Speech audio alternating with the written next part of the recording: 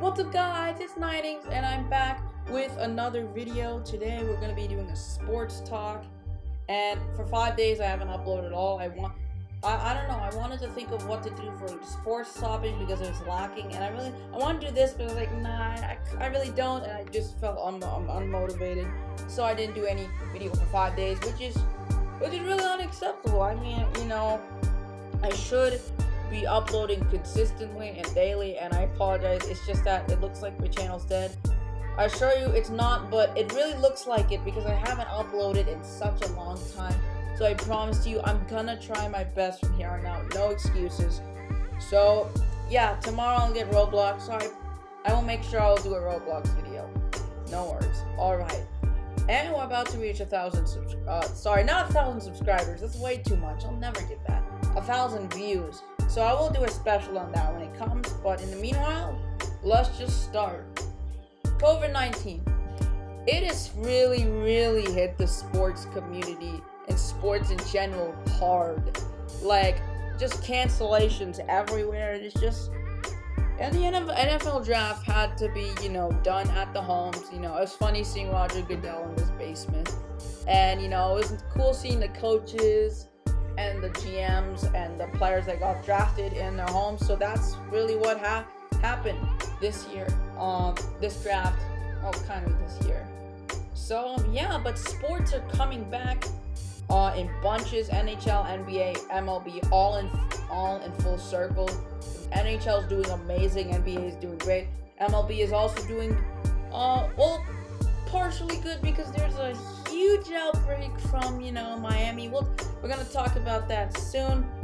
And NFL is planning on starting the season. So about that Marlins outbreak, this is what I got from CBS Sports. By the way, they are playing right now in NYM.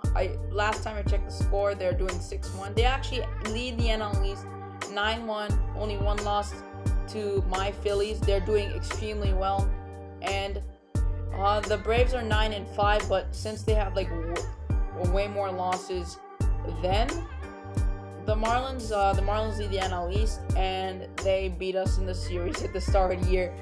That was really frustrating, honestly. But hey, they're doing really well. But they had a huge outbreak, and on CBS Sports, it says CEO Derek Jeter blames Marlins COVID-19 outbreak on players letting their guard down. So he basically blames the huge outbreak for the Marlins on, the players maybe doing something foolish when they were outside. Let's take a look. Tuesday night in Baltimore, the Miami Marlins will return to play 9 days after a COVID-19 outbreak forced MLB to hit pause in their season. This was major. The MLB, really had to pause the season, and they had to readjust, some schedules for it. So 3 Marlins players tested positive last Sunday, and 21 members of their traveling party have since tested positive, including at least 18 players. The outbreak has forced the club to overhaul their roster. Alright, this hit the roster for the Marlins pretty hard, and actually CEO of the Marlins, former New York Yankee, former very good New York Yankee Derek Jeter spoke Monday.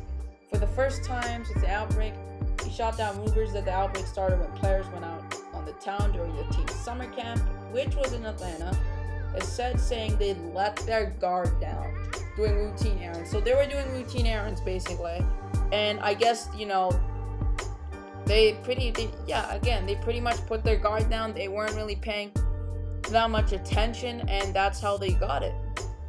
So I'm gonna quote from Jeter's interview. Our guys were not running all around town in Atlanta, so that theory is out the window. We did have a couple of individuals leave the hotel. Okay, cool. We had guys leave to get the coffee, to get clothes. The guy left to have dinner at a teammate's house. That's not really a good idea.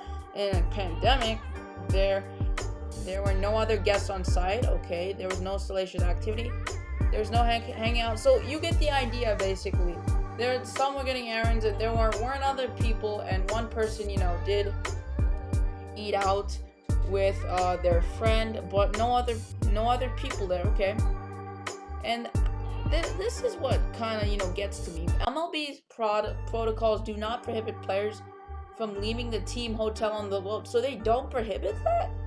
I don't know. That's not really a good rule from the NFL, honestly. Like as I said, NHL has I'm pretty sure they have a bubble, and I think they're pretty much more stricter than the MLB in this case, but MLB, they do not prohibit players from leaving the team hotel room. Okay, interesting. I think they should have tightened up their protocols. And it says right here, since the Marlins outbreak, MLB has revised and tightened up their protocols. Okay, well, cool, you should have done that in the first place. So, all right, and now teams have to be with a compliance officer. Jeter says the entire traveling party got a little too comfortable. Guys were around each other, they got relaxed, and they let their guard down. They were getting together in groups. They weren't wearing masks as much as they should have. They weren't social distancing. Okay. All right. So, yep. That pretty much. I think it could be the players' fault.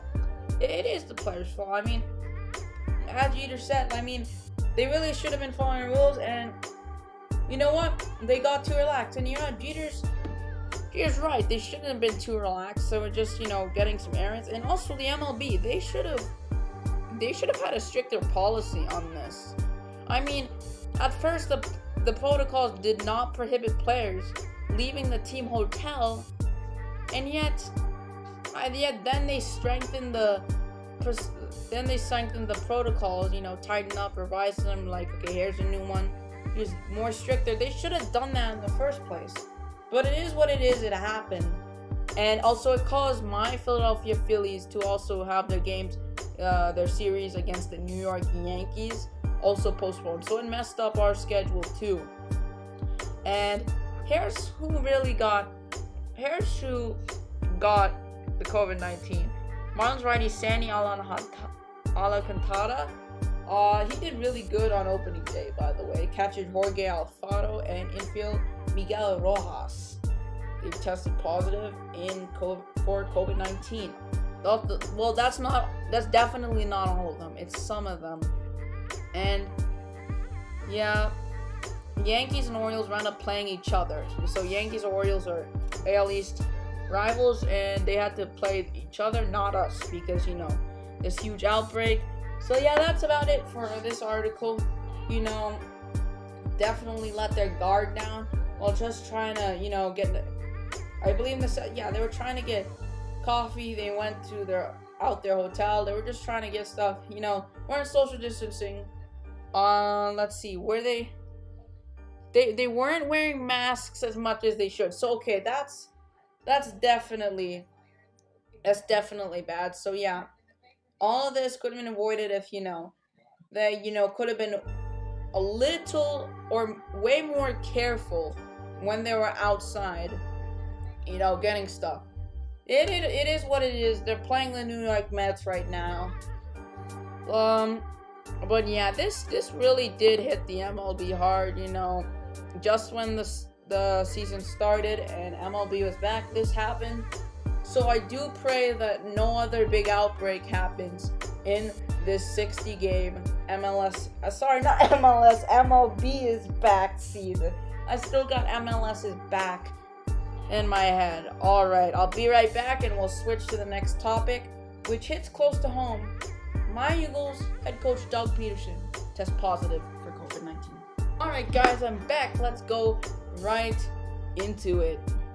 Now, Doug Pederson, I learned this a few days ago. It was a Philly 500 video, and I was shocked. I think this is the second coach after hold on, who was the other coach that got COVID-19? I believe it was New Orleans head coach Sean Payton. Yes, it was Sean Payton. So yes, this is old news. Sean Payton does have COVID-19. And he's head coach New Orleans, and now head coach Philadelphia Eagles Doug Pederson has it. So it's only second coach to get this. So on the CBS Sports article, it says, and I quote, "The Philadelphia Eagles will be without coach Doug Pederson for a minimum of 5 days due to his confirmed positive case of COVID-19. Since Pederson is asymptomatic, he can return 10 days after his positive test, 5 days if he tests negative twice. In the meantime, the Eagles will still need a head coach to oversee day-to-day operations, and I believe Duce Staley will take the place of Doug Pederson." So, Staley's rise to one of the top running back coaches in the NFL, given his 7th season as a running back from the Eagles. So, Duce Staley has done a lot for the Philadelphia Eagles. I hope he helps even more as head coach, interim head coach. Not letting you go that easily, Doug. Interim head coach of Philly. All right. You know what? I hope he gets us to a good record. And he was running backs coach, and with him, the Eagles had the 7th most rushing yards in the NFL, despite not having a 1,000-yard rusher since LaShawn McCoy, and hasn't had its rushing leader from the previous season return to the roster the following year until the streak ended with Miles Sanders. Miles Sanders is a beast. I really hope Miles Sanders, and if we have Boston Scott, do as good as they did last year. And I'm going to be so excited for them this year. All right. He was also promoted to assistant head coach in the 2018 offseason, and that is why he's interim head coach right now. All right. So, of course, Staley wants the opportunity to be a head coach in the NFL, but enjoys the benefits of being a member of the Eagles coaching staff. I mean, this might be I think this is definitely the only chance he will get. I just really hope he'll do well. He's had a lot of success with the Philadelphia Eagles. So yeah, Duce, I'm rooting for you, dude. I'm rooting for you. All right, but I still miss Doug. I hope Doug Pederson gets better, man. He's a great coach, great person, and you know what? Just get better, Doug. And I'll be waiting for you when I'm watching a game. So Duce Staley says it's a little different here with the Eagles, and what I mean by that is we all get a chance to game plan. So that's what's unique about our staff. We're able to go in the room, we all have input, and we all game plan together. So a huge teamwork. That's what I like to see. We're not about titles, we're just about getting the job done, and that's what we'll be doing around here for a while. My man Duce Staley. Speaking facts, and you know what? I'm proud of my team for that. All right, so that's all I'm gonna really say about Doug Pederson. Honestly, I don't really know how he contracted it. I hope he didn't spread it to some players training. I don't know if training camp happened after or before. I don't know. I didn't know the exact date. So I really hope he doesn't spread it to players, because if he did, it's gonna be hell, because we already got Brandon Brooks out and Marquise Goodwin opting out. Please, football gods, I don't want our roster to be, beat up again. Okay, last year was just, it's a nightmare. So here, let's just change the other topic. I'm getting flashbacks from last year. So third topic, excuse me, I need to get some water. Third topic is a lot of players opting out of the 2020 NFL season. Okay, if it's just low, okay, there we go, loaded. And alright, there's a lot, but I'll only be saying the major players. Looks like Patrick Chung, safety, New England Patriots, is going to be opting out. He won't be playing this season. There's a lot of Patriots on this list. So, and Cam Newton just arrived, will they still win the division? There's been a lot of debate. Because, after Tom Brady left, people were saying, I don't really think they're going to win the division. Then Cam Newton comes in. And then people were switching, saying, I think Patriots are winning the division. Honestly, I kind of really don't feel like the Patriots will be winning the division, because there's a lot of players opting out. So, And Cam Newton's a little injury prone. I mean, I'm the one to talk. Wentz has also had a lot of injuries, but we'll see the season.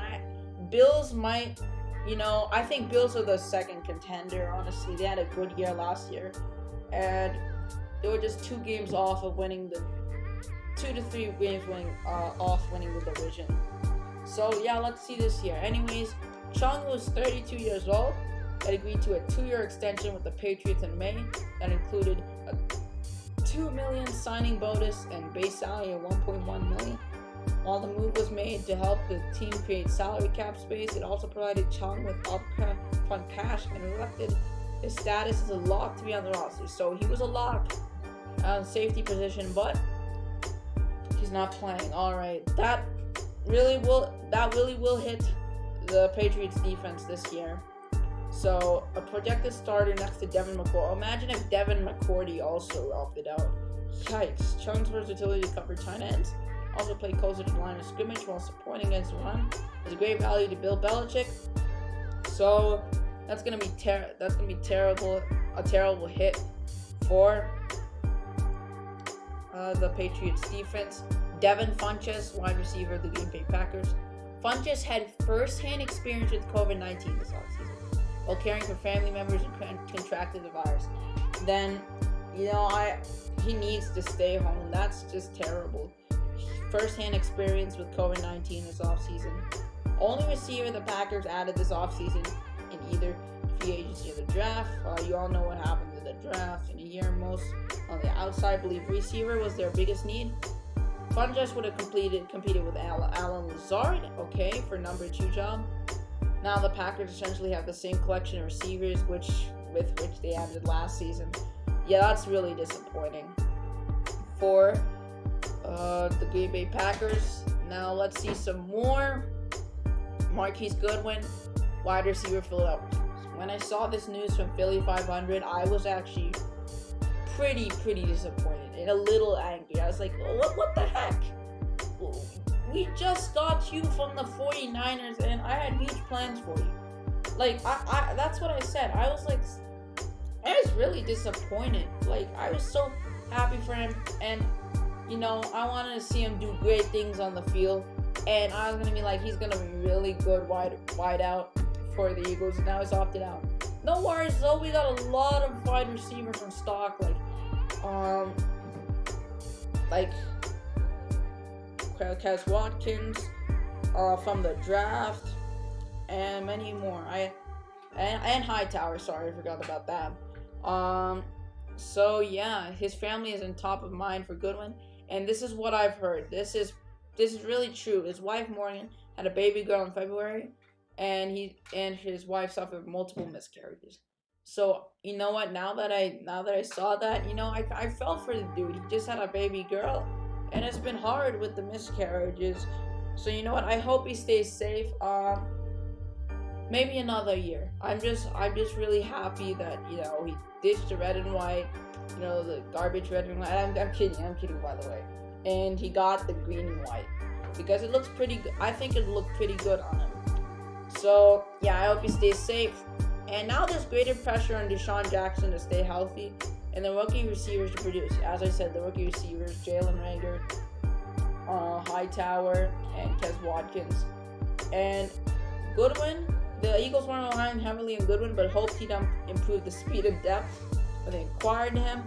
I thought so too. I thought it would be more speed on our offense, but it is what it is. I hope he stays safe.